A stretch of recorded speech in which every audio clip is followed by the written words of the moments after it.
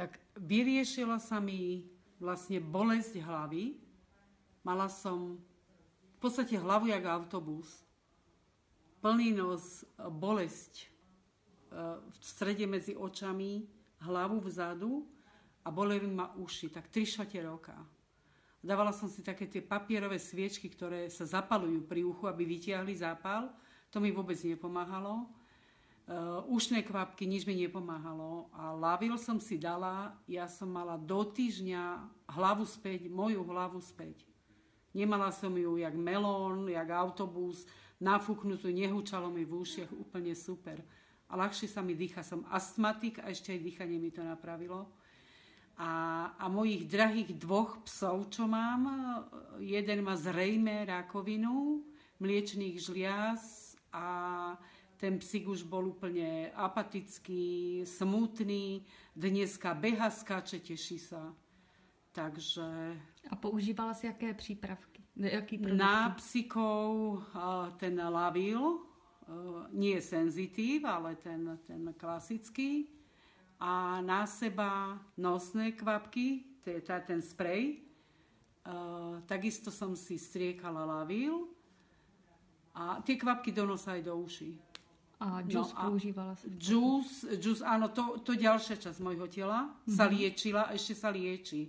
Ale je to super. Ja mám lepší žalúdok, nemám kyselinu a dokonca niektoré chute, jak som hovorila, ten melón, paprika, úplne tak divnú chuť mi majú, že to nemôžem zjesť. Žltý melón som milovala, neviem ho zjesť.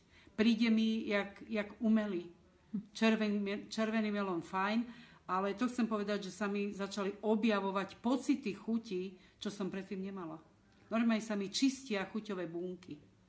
A ešte vykládala krásne o lymfie. Áno, no toto je moja milovaná záležitosť, pretože som si dala na lymfy, mala som zanesené lymfy, také ťažké telo, všetko.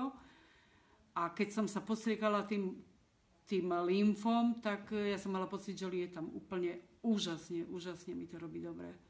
A teším sa na to, že som si kúpila ďalšie a idem sa znovu postrekovať a úplne úžasne. A vrátila sa mi chuť do života. Do života úsmev na tvár, lebo už som si myslela, že to nemám čo robiť.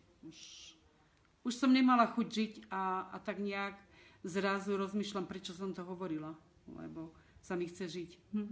Takže 3 taky pomáhala. Áno, to akože áno. To kavička veľmi málo si dávam kavičky, ale 3 pod jazyček, šupí to aj 6 razy za deň. Super. No a 32 na zuby, fantastické, krvácala mi celá vrchná časť, ja tam mám akože napevno spravené zuby nové a mne to krvácalo a cítila som pri studenom, som cítila bolesť každého obrúseného zuba pod tým a jak si umývam tie zuby a postrekujem si, tak mi sa to spojilo. Mne už nekrvácajú tie ďasná. Takže úžasné.